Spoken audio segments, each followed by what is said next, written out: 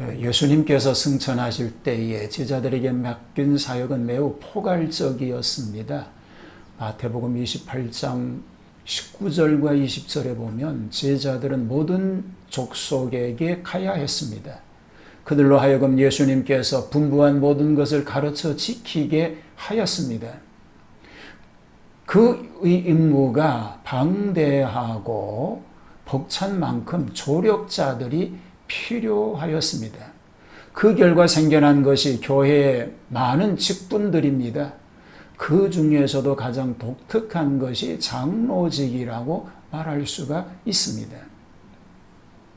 원래 장로직이란 유대교의 산허드린에서 기인된 것으로 초대교회가 교회를 꾸려가는데 한 직분으로 받아들인 것입니다. 처음에는 사도들과 장로들의 구분 없이 이 용어가 사용된 것 같습니다. 그러나 교회가 세월의 흐름과 함께 제도화하기 시작하면서 목회자와 구분해서 사용합니다. 그 직무도 목회자를 돕는 것으로 어느 정도 한정되었습니다. 하지만 그 직분에 대한 중대함이라든가 고귀함은 오늘날에 이르러서도 여전히 인정받고 있는 것을 알 수 있게 되어집니다. 이런 사실만 보더라도 장로의 직분이 얼마나 고귀한가를 알 수 있습니다. 과연 장로에게는 어떤 사명이 있는가를 오늘 함께 살펴보겠습니다. 담임 교역자를 보좌해야 합니다. 오늘날 장로의 역할이 교회 행정, 선교, 교육 등 전반에 영향을 미치고 있습니다.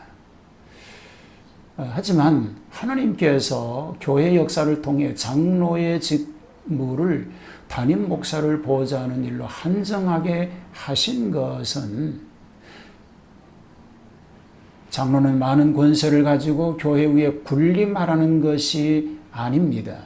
많은 일로 교역자를 도우라는 것입니다. 이것이 장로의 사명 중에서도 아주 귀중한 사명인 것입니다. 장로는 담임 교역자 못지않게 목회에 깊은 관심을 가져야 하며 그 관심은 담임 교역자를 보좌하는 것으로 나타나야 합니다. 바울은 많은 교회를 개척하고 관리하면서 장로들에게 많은 도움을 받은 대표적인 사람이었습니다. 바울처럼 믿을 수 있는 장로들이 많다면 그 목회자는 목회에 성공할 수 있습니다. 좀 더 성실한 목회직에 전념할 수가 있습니다. 모름지기 장로는 바울과 같은 목회자를 배출해내는 장로가 되어야 하겠습니다. 장로의 직무는 다음과 같다고 말하고 있습니다. 감리사의 파송을 받은 교회에서 담임자를 도와 예배, 성례, 그 밖의 행사 집행을 보좌합니다. 담임자를 도와서 교회 임원들의 활동을 지도합니다. 교인들을 신방하며 신앙을 지도합니다. 교회의 재정 유지에 적극 참여합니다. 담임자가 부재하거나 유것이 담임자 또는 감리사가 위임한 범위 내에서 담임자의 직무를 대항할 수 있다고 교단법은 말하고 있는 것입니다. 교회 재산을 잘 관리해야 합니다. 장로의 사명은 교회 재산 관리이지요. 교회의 재산은 교회 구성원들의 재산이 아닙니다. 하나님 나라의 재산입니다. 이 세상에 한 푼이라도 재산을 허비하기 원하는 주인이 없듯이 하나님께서도 당신의 재산을 허비하는 것을 원하지 않으시는 줄로 믿습니다. 낭비를 원치 않으시며 잘못 쓰이는 것을 원치 않으십니다. 그러므로 교회의 재산을 관리하는 장로는 특별한 사명감을 가지고 이 일에 임하여야 하는 것입니다. 하나님의 뜻을 잘 헤아리는 영적 지혜를 가져야 합니다. 교회 재무관리에 실수가 없도록 특별히 조심성을 지녀야 합니다.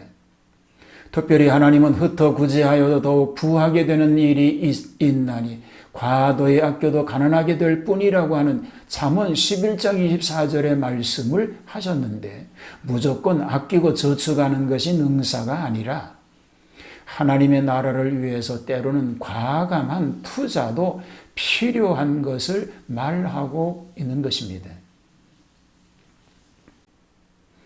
신앙생활에 모범을 보여야 합니다. 사도행전 20장 31절 말씀을 보면 바울이 자신과 에베소 장로를 어느 정도 일치시키는 것을 볼 수가 있습니다. 그는 자신이 모범을 보인 것처럼 장로들도 교인들에게 모범이 될 것을 권면하고 있습니다.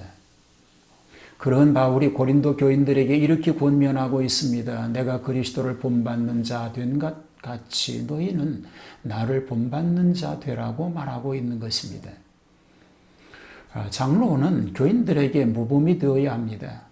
자기는 전혀 하나님의 말씀을 실천하지 않으면서 성도들을 지도하고 가르치려고 한다면 누구도 그의 가르침에 진심으로 순복하지 않을 것입니다. 또한 그는 예수님 당시 예수님의 유일한 저주 대상이었던 서기관들이나 바리새인들과 조금도 다를 바가 없는 존재에 지나지 않게 될 것입니다. 바울이 교회 내외로 그토록 심한 반발과 반대에 부딪혔어도 굽히지 않고 또 그렇게 강하게 성도들을 가르칠 수 있었던 것은 그만큼 그가 신앙을 업으로 가르친 것이 아니라 실천을 통해서 가르쳤기 때문인 것입니다. 모범적인 실천은 사람을 설득시키는 가장 훌륭한 운변인 것입니다. 이런 훌륭한 지도자들의 모습을 오늘 우리는 본받아야 합니다. 그리고 사회생활에 덕이 있어야 하는 것입니다. 왜냐하면 장로는 교회의 얼굴이기 때문입니다. 교회의 얼굴과 같은 존재라는 것이지요. 세상 사람들은 장로를 자연인으로 보는 것이 아닙니다. 교회의 대표인 장로들은 언행을 통해서 교회 안에서나 교회 밖에서 모범을 보여야 하는 것입니다. 장로의 명함을 내밀지 않고서도 모든 사람들이 그를 하나님의 사람으로 인정해 줄 때에 그는 장로의 사명을 다하는 사람으로 인정될 수 있을 것입니다. 하나님, 장로의 직임을 잘 감당하는 사명자가 되게 하여 주옵소서. 맡은 자가 할 일은 충성인 것입니다. 본분을 다 감당하는 청직이, 어떤 직임을 맡았든지 그 직임을 잘 감당하는 그런 청지기가 되게 하여 주시옵소서. 예수님 이름으로 기도하옵나이다. 아멘.